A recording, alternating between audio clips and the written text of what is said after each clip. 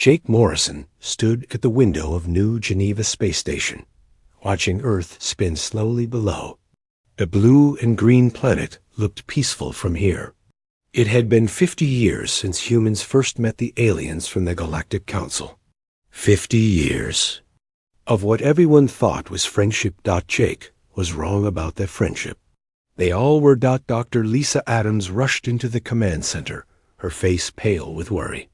She carried a datapad that shook in her hands. "Jake, you need to see this right now," she said. Jake turned away from the window. Lisa was the smartest person he knew when it came to alien biology.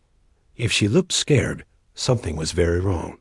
"What did you find?" Jake asked. Lisa placed the datapad on the table. The screen showed alien writing that Jake could not read.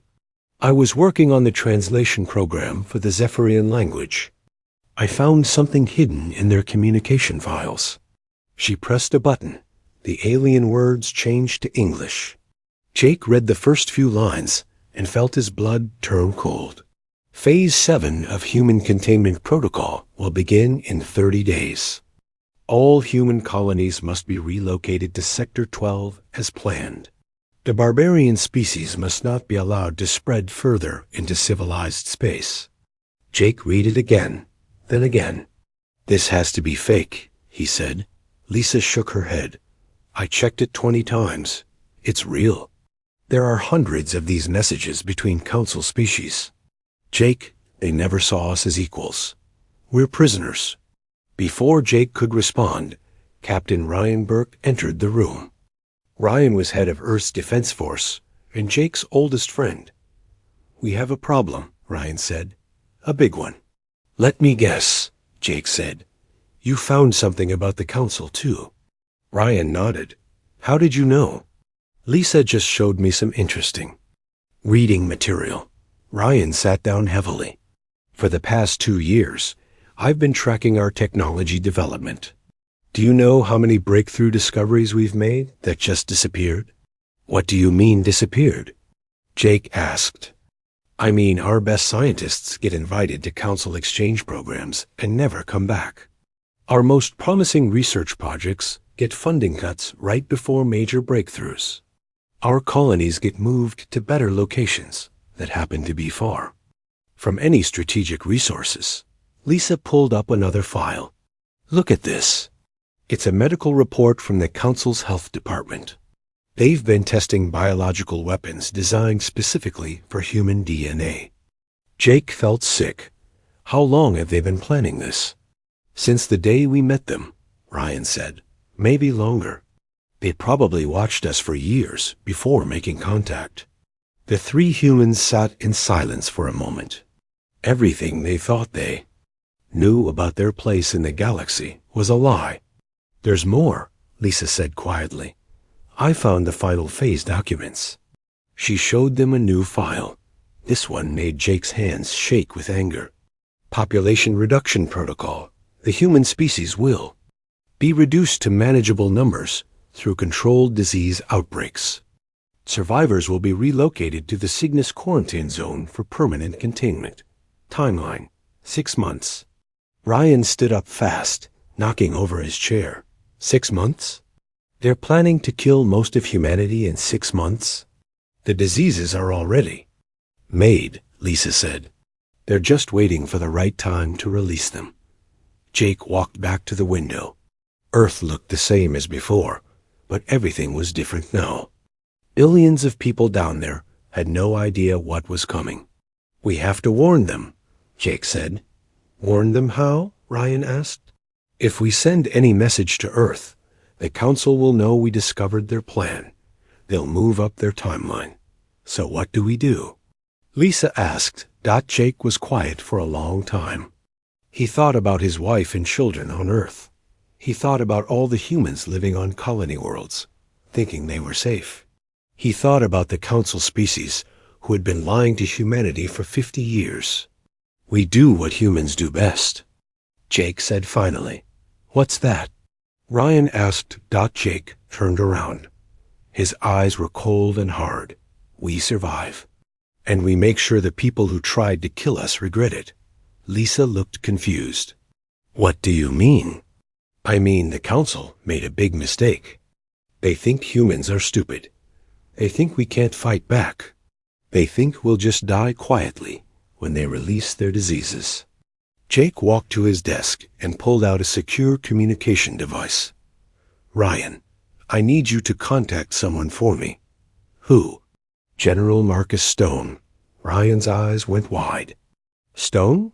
But he's been retired for 10 years. No, Jake said. He's been waiting. Jake. ACTIVADED, the communication device. After a few moments, a gruff voice answered. This is Stone. General, this is Commander Morrison. I think it's time we had that conversation you mentioned. There was a pause. The one about the council? Yes, sir. I was wondering when you'd call. Are you ready to hear the truth? Jake looked at Lisa and Ryan. They both nodded. We're ready, Jake said. Good, because we have a lot of work to do. The council thinks they're dealing with primitive humans who can't see past their own noses. They're about to learn that humans are much more dangerous than they ever imagined. The line went dead. Jake turned to his friends. What happens now? Lisa asked. Jake smiled, but it was not a happy smile. Now we show the Galactic Council what happens when you threaten Earth. They wanted to see human nature? They're going to get a very close look. Outside the window, Earth continued its slow rotation, unaware that the greatest war in human history was about to begin. General Marcus Stone lived in a simple house on the edge of New Colorado Colony. Most people thought he was just a retired soldier who liked to garden. They were wrong about that 2. When Jake Morrison's message came through. Stone was already packing. He had been waiting for this day for 20 years. Stone walked down to his basement. To anyone else, it looked like a normal storage room. Stone pressed his hand against what seemed like a blank wall. The wall opened, revealing a hidden elevator. The elevator went down much deeper than any basement should go. When the doors opened, Stone stepped into a room full of computers and communication equipment. 3 people were waiting for him. It's time, Stone said simply. Emma Walsh looked up from her computer. She was supposed to be a trade negotiator working on Kepler Station. Really, she was Stone's best spy. I got the signal from Morrison. The council is moving to final phase. Chris Taylor sat at another computer. He was officially a cultural exchange student on the council homeworld. Actually, he had been stealing their secrets for 15 years. I've got the complete list of council military assets. Every ship, every base, every weapon. How long before they notice you're gone? Stone asked. They won't, Chris said. I've been building false identities for years. By the time they figure out I'm not who I said I was, this will all be over. The third person was Dr. Nathan Cross. The council thought he was a harmless researcher, studying ice formations in Antarctica. They had no idea he was building weapons in a secret lab under the ice. Nathan, what's our status on the special projects? Stone asked. Nathan smiled. All ready. The quantum disruptors are online. The dimensional warfare systems are charged. And the council still thinks we're too primitive to understand their technology. Stone nodded. Good. Emma, activate all our deep cover agents. It's time to come out of hiding. Emma's fingers flew over her keyboard. Across the galaxy, men and women who had been living as merchants, students, and workers got the same message. 20 years of careful planning was about to pay off. Chris, I need you to get back to council space. Can you do it without being detected? Chris was already putting on his disguise. I'll be back on Zarian Prime in 6 hours. The council will never see me coming. Stone turned to Nathan. How long do you need to move your equipment? It's already moving. I've got cargo ships disguised as ice haulers taking everything to the staging areas. The council thinks we're just shipping water to the colonies. Stone walked to a large map showing the entire galaxy. Red dots marked council positions. Blue dots marked human colonies. Green dots marked something else entirely. What are the green dots? Emma asked. Stone smiled. Those are our friends. The species the council thinks they destroyed. Emma stared at the map. But those races are extinct. No, Stone said. They're hiding. We've been helping them for 30 years. The Zephyrians, the Corlaxians, the Draconis Collective. They're all alive, and they all want revenge on the council. Chris checked his watch. I need to go.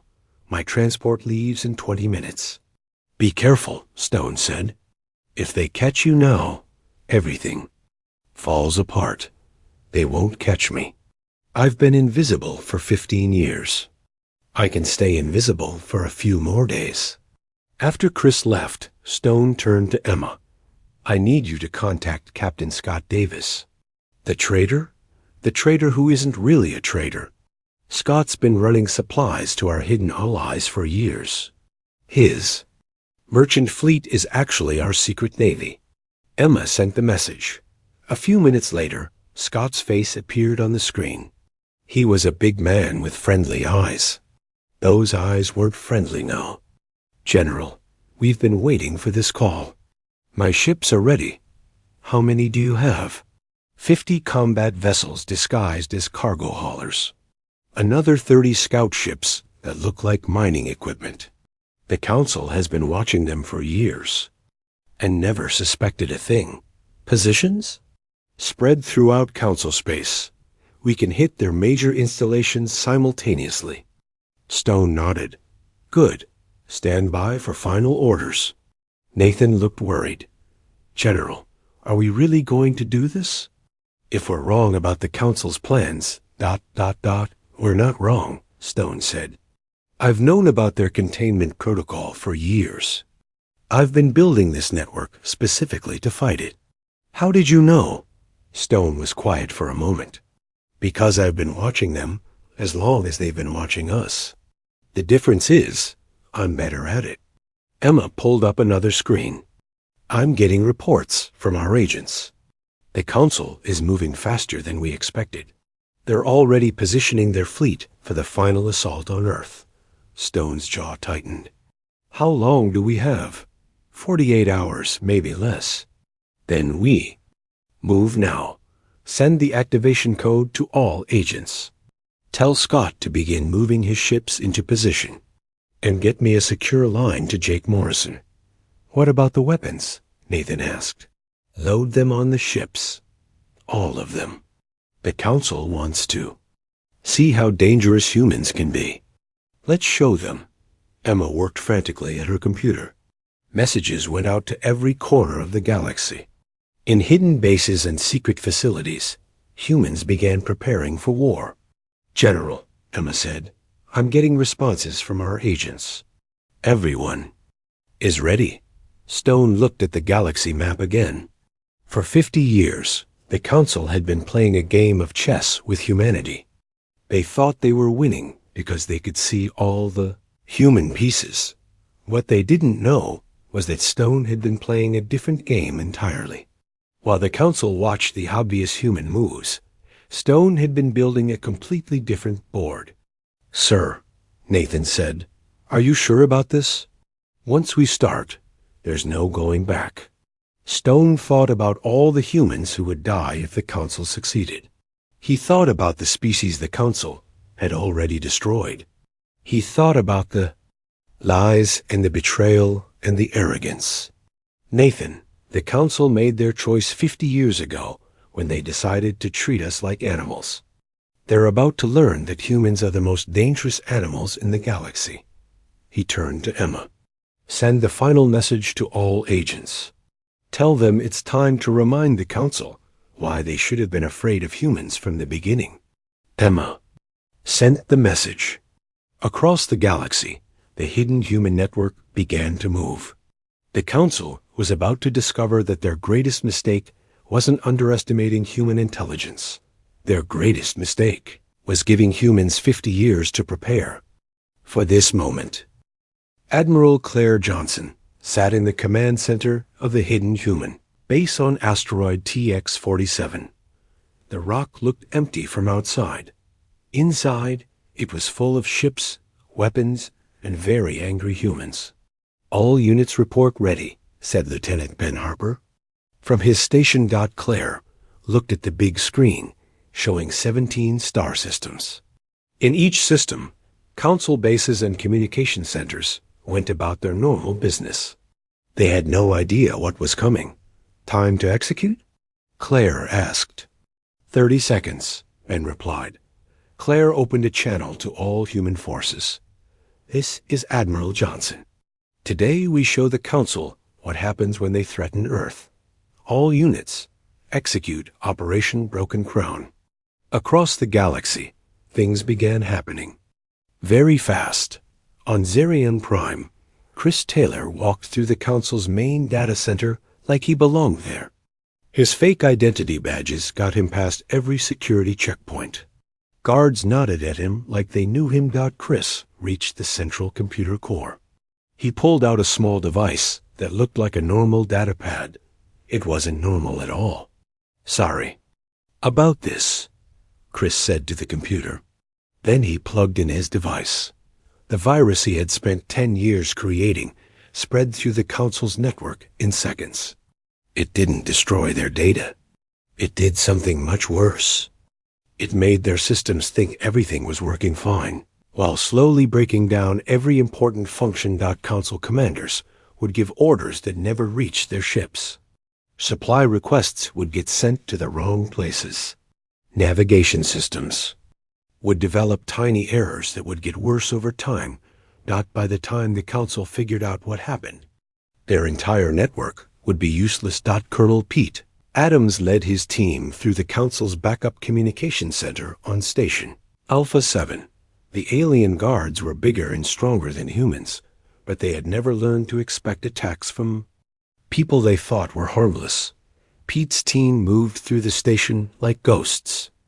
Alien soldiers found themselves unconscious without ever seeing who hit them. Security cameras mysteriously stopped working. Door locks opened by themselves. "Target reached," Pete whispered into his radio. "Beginning data extraction." His team didn't just steal information. They planted new information that would confuse the Council for months. False fleet movements, fake supply reports, made-up emergency orders that would send Council ships to empty space. Dr. Amy Roberts worked in her secret lab on Luna Base. She was about to release her greatest creation into the Council's bio-neural networks. The quantum virus wasn't designed to kill. It was designed to teach. Amy had studied Council psychology for 20 years. She learned that Council species had never developed certain emotions. They didn't feel guilt about hurting others. They didn't understand empathy. They had never experienced doubt about their own actions. The virus would change that. "Releasing emotional override protocols," Amy said to her computer. "Let's see how they like feeling what their victims felt." The virus spread through subspace to every Council bio-neural network in the galaxy. Within hours, Council leaders would start experiencing human emotions for the first time in their lives. Commander Tony Miller's fleet dropped out of hyperspace near Council Starbase 12. The Council ships detected them immediately and prepared to fire. Then the Council sensors went crazy. The human ships weren't ships at all. They were asteroids. No, they were gas clouds. No, they were empty space with strange readings. The Council had never seen human camouflage technology before. Human ships could look like anything they wanted to look like. The Council was trying to shoot at targets that didn't exist, while the real ships were somewhere completely different. "This is Miller to all ships," Tony said.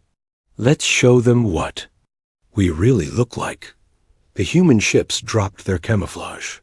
50 vessels that had looked like space junk suddenly became sleek warships with weapons the Council had never seen before. The Council base fired everything they had. The human ships absorbed the energy and used it to charge their own weapons. "Return fire," Tony ordered. The Council base disappeared in a flash of light. Back on asteroid TX-47, Admiral Claire watched 17 different battles on her screens. Every single one was going exactly as planned. "Report from all sectors," she. Side, Sector 1, Council Communication Center destroyed. No survivors. Sector 2, Council fleet scattered. They can't coordinate their ships. Sector 3, Council supply depot captured. We now control their ammunition. The reports continued. In 6 hours, the Council had lost more military assets than in the previous 50 years combined. But the real victory was something the Council couldn't see yet. "Ben, show me the psychological warfare results," Claire said. Ben pulled up a new screen. It showed brain scans from Council leaders across the galaxy. The patterns were completely different from normal Council brain activity.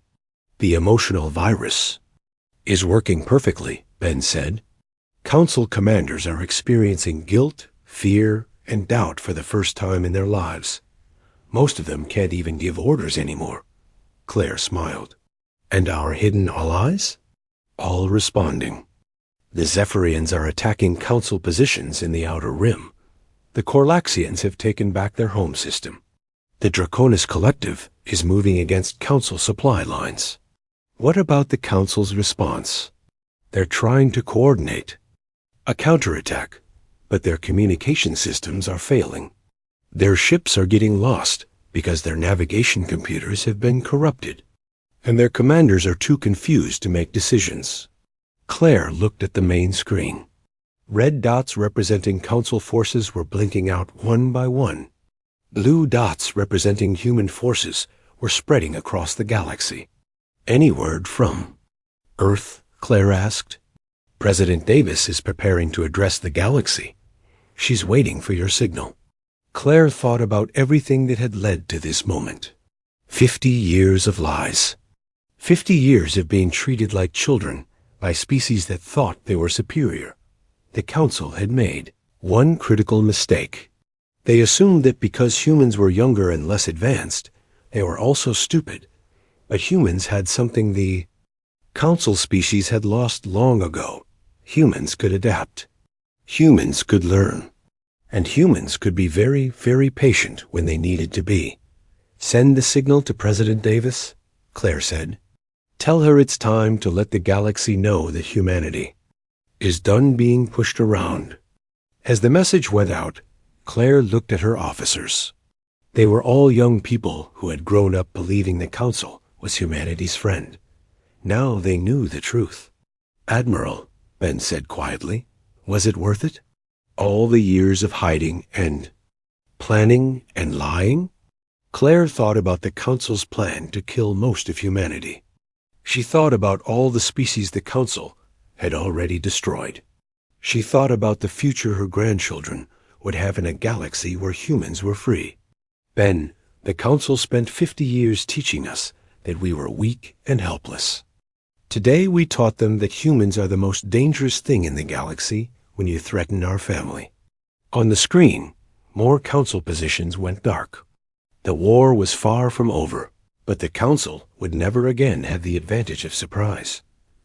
They had awakened something they didn't understand and couldn't control. They had awakened humanity's capacity for ruthless, patient, devastating revenge. Captain Brad Mitchell stood in the broadcast center on Luna Base, looking at the most powerful communication array in human space. In 10 minutes, every inhabited world in the galaxy would receive a message that would change everything. "Are we ready?" asked Sarah Collins, the head of human intelligence. Brad nodded. "The transmission will reach every planet, every ship, every space station. The Council won't be able to stop it or jam it." Sarah handed him a data crystal. "This contains the complete historical records of Council atrocities. Every species they destroyed, every planet they poisoned, every lie they told. Will people believe it? They'll have to. We have proof of everything." Dr. Samantha Woods worked at her computer nearby. She was preparing something even more devastating than the historical broadcast. Project Mirror is ready for deployment, she said. Explain it to me again, Brad said. I've created a neural interface that can implant memories and emotions directly into a person's brain. Council leaders will experience their own history from the perspective of their victims. That sounds like torture. Samantha's eyes were cold. Good. They tortured entire civilizations. Now they get to feel what that was like. Engineer Tom Anderson walked into the room carrying a device that looked like a simple communication pad. The surprise is ready, he said with a grin. What surprise? Brad asked. You remember all those species the Council supposedly destroyed? The Zephyrians, the Corlaxians, the others? Yes. Well, they're about to say hello to the galaxy. Brad stared at him. You mean they're really alive? All of them. We've been hiding them and helping them rebuild for 30 years. They've been waiting for this day almost as long as we have. Agent Steve Parker came in with news from across the galaxy. Sir, the psychological warfare campaign is working better than we hoped. Council unity is breaking down completely. How so? The emotional. Virus has made them capable of feeling guilt and fear. Most Council leaders are having mental breakdowns. The ones who aren't breaking down are turning on each other. Steve showed them a recording from the Council's main chamber on their homeworld. Council members were screaming at each other in languages Brad couldn't understand, but their anger was obvious. They're blaming each other for the failure to contain humanity, Steve explained. Each species thinks the others were supposed to handle us. Brad checked the time. 2 minutes to broadcast. Everyone ready? The team took their positions. This message would be the most important communication in human history. Broadcasting in 3, 2, 1... Brad's face appeared on screens across the galaxy. He looked directly into the camera with calm, confident eyes. Citizens of the galaxy, he began. My name is Captain Brad Mitchell of the Terran Federation. For 50 years, you have been told that humanity is a young, primitive species that needs guidance from the wise Galactic Council. Brad paused, letting his words sink in. That was a lie. Everything the Council told you about humanity was a lie. Everything they told you about themselves was a lie. The broadcast switched to historical documents. Video recordings of Council forces destroying peaceful planets. Audio recordings of Council leaders laughing about the extinction of entire species. The Council has ruled the galaxy through fear and deception for thousands of years. They convinced you they were superior because they had better technology. But that technology wasn't created by them. They stole it from the civilizations they destroyed. More evidence appeared on screens across the galaxy. Secret Council communications discussing how to steal technology from primitive species before eliminating them. The Council planned to do the same thing to humanity. They were going to reduce our population through manufactured diseases, then lock the survivors in a single star system where we could never threaten their power. Brad's voice became harder. They made one mistake. They gave us 50 years to prepare for this moment. The broadcast showed the current state of Council forces. Ships destroyed, bases captured, communication networks failing. The Council thought humans were weak because we feel emotions they don't understand. They thought we were stupid because we value things they consider worthless. They thought we were harmless because we tried to cooperate with them. Brad smiled, but it wasn't a friendly smile. They were wrong about all of that. Suddenly, new voices joined the broadcast. The faces of beings the galaxy thought were extinct appeared on every screen. I am Commander Zeth of the Zephyrian Republic, said a tall, blue-skinned alien. The Council told you we were destroyed in a plague. The truth is, humanity saved us and helped us rebuild in secret. I am War Leader Corax of the Corlaxian Empire, said a reptilian creature with silver scales. The council said, we died in a civil war. The truth is, humans relocated us to hidden worlds and gave us the tools to prepare for revenge. One by one, the leaders of supposedly extinct civilizations spoke to the galaxy. Each told the same story. The council had tried to destroy them. Humanity had saved them. For 30 years, we have been preparing for this day, Commander Zeth continued. Today, with our human allies, we take back our galaxy. The broadcast showed the current situation across known space.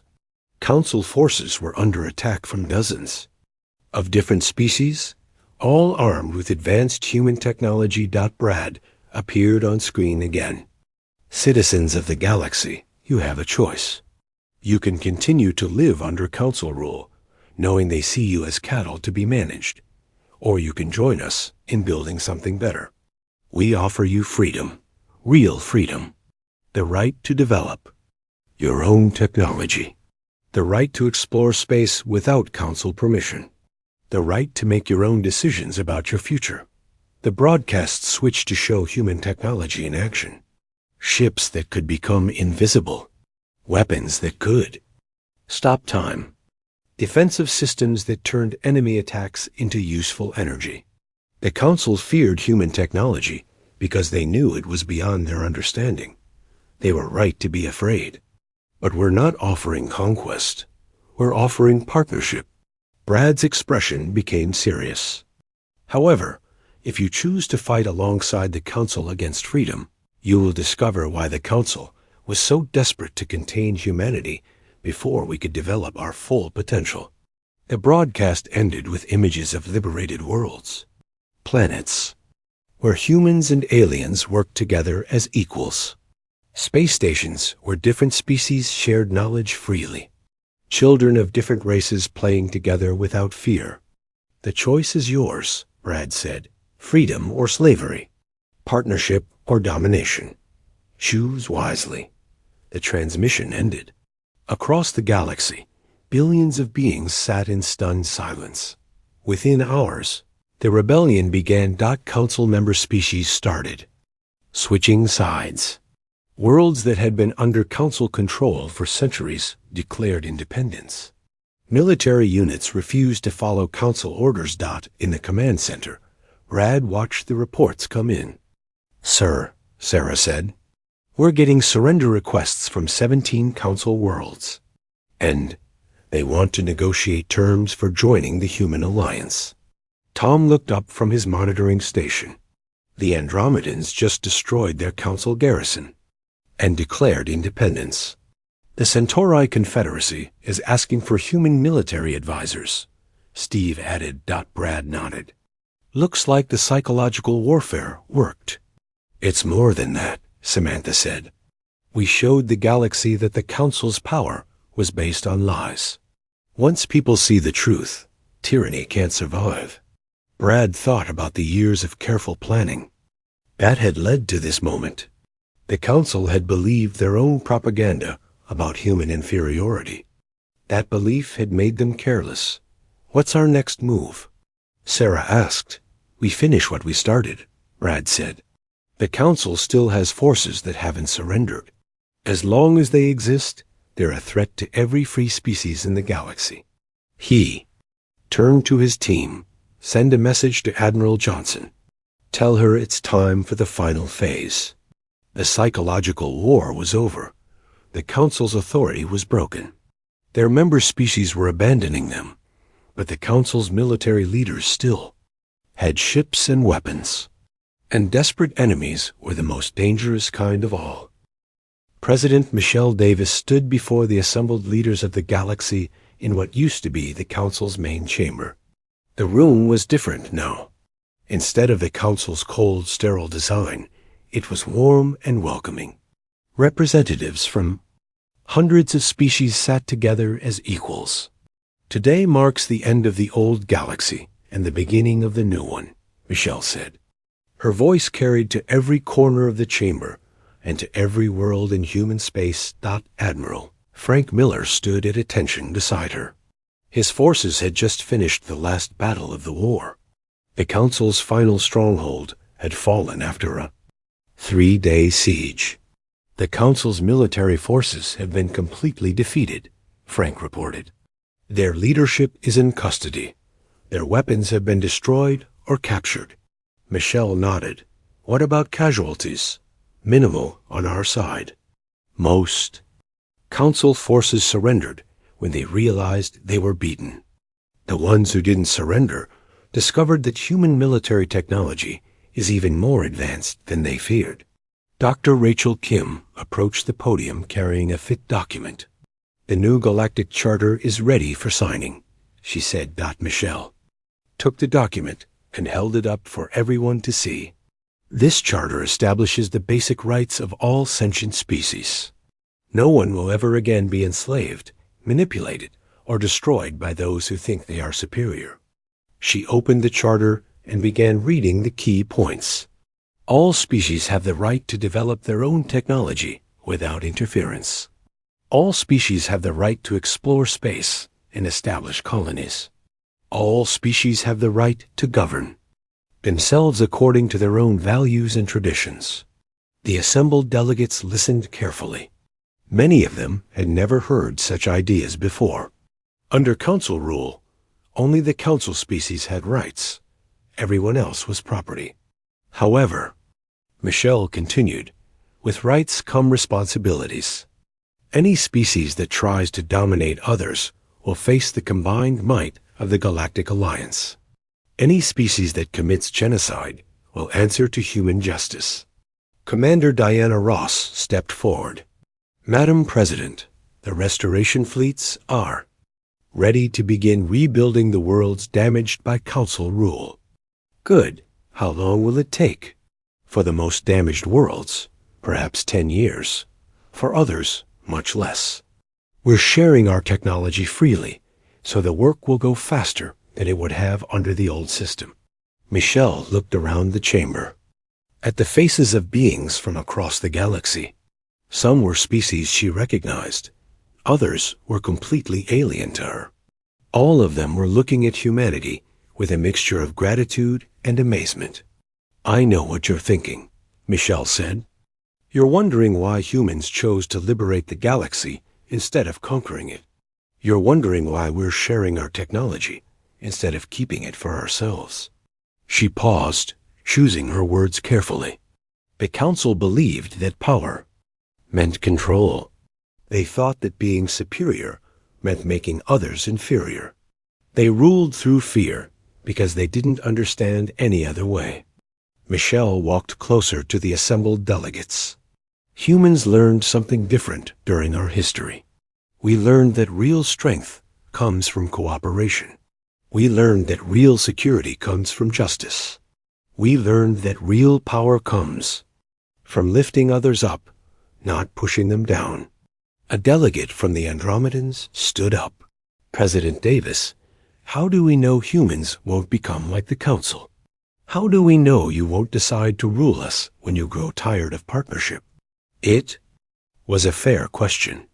Michelle had expected it. Because of what makes humans human, she replied. We've been through dark times in our own history.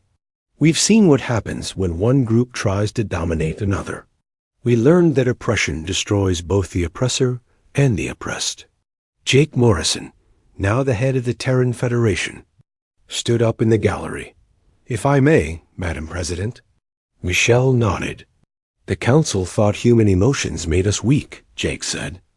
They were wrong. Human emotions are what make us strong. We feel empathy for those who suffer. We feel anger at injustice. We feel hope for a better future. Jake looked around the chamber. Those emotions are what drove us to spend 50 years planning the Council's downfall. Those same emotions are what will keep us from becoming like the Council ourselves. A Council survivor in the prisoner section called out, "You humans speak of justice, but what you did to us was revenge. You destroyed our civilization." Michelle turned to face the prisoner.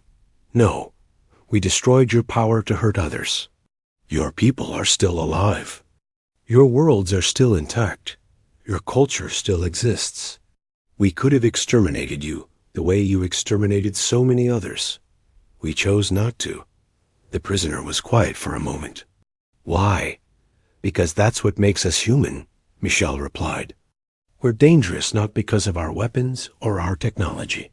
We're dangerous because we remember what it feels like to be helpless, and we refuse to let others experience that feeling. She turned back to the assembled delegates.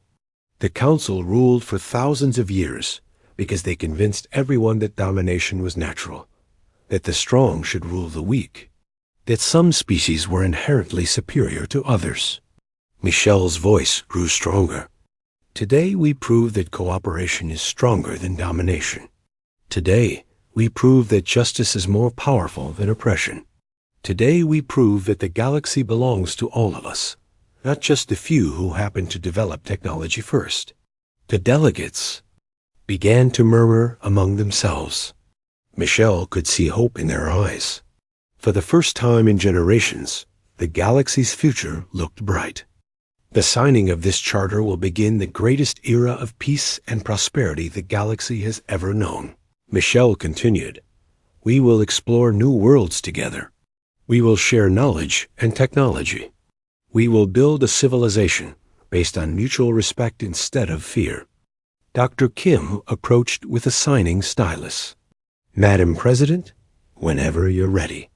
Michelle took the stylus and looked at the document one more time. This single signature would change the course of galactic history. Before I sign this, Michelle said, I want to tell you all something the Council never understood about humans. She looked up at the assembled delegates. Humans are at their most dangerous when we're protecting something we love. The Council threatened our families, our friends, our future. That was their fatal mistake. Michelle placed the stylus on the document. But humans are at their best when we're building something together. Today, we start building a galaxy worthy of all our children.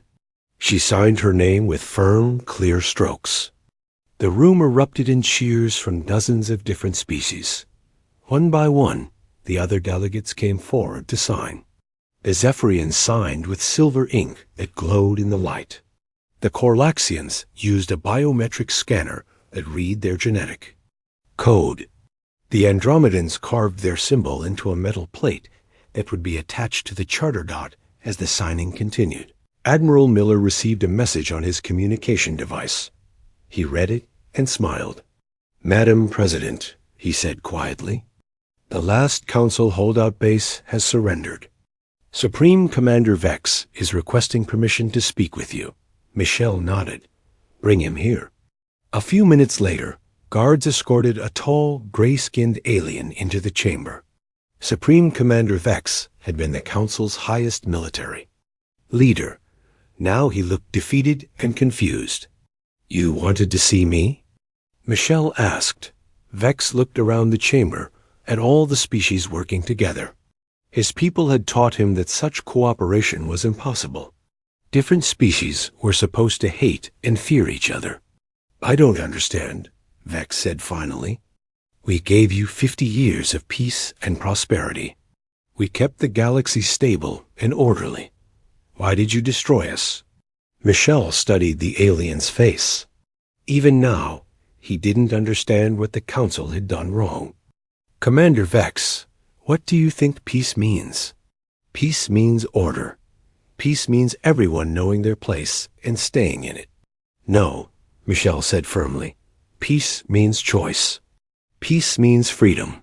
Peace means being able to live your life without fear of those who think they're better than you. Vex shook his head. That's chaos. Without the Council's guidance, these species will fight each other until they destroy themselves. Michelle gestured toward the delegates, still signing the charter. Look around you. Do you see chaos? Do you see violence? Vex looked, but his face showed only confusion. I see species that should be enemies working together. It doesn't make sense. It makes perfect sense, Michelle said. When people are free to choose cooperation, They usually do. When people are forced to compete for scraps from their master's table, they fight. The council created the conflicts you had to control. Jake Morrison approached them. Commander Vex, may I ask you something? Vex nodded reluctantly. In all your years of service to the council, did you ever feel joy? Did you ever feel satisfaction from helping someone who couldn't help you in return? Vex stared at him. Those are human concepts. My species doesn't experience such things. Yes, you do, Jake said. Dr. Wood's virus didn't create new emotions. In your people, it unlocked emotions you always had, but were taught to suppress. Vex was quiet for a long moment. Michelle could see him struggling with thoughts and feelings he had never experienced before. I don't know how to live in this new galaxy, Vex said finally. You'll learn, Michelle replied. That's what makes life interesting. There's always something new to discover when you're free to grow and change.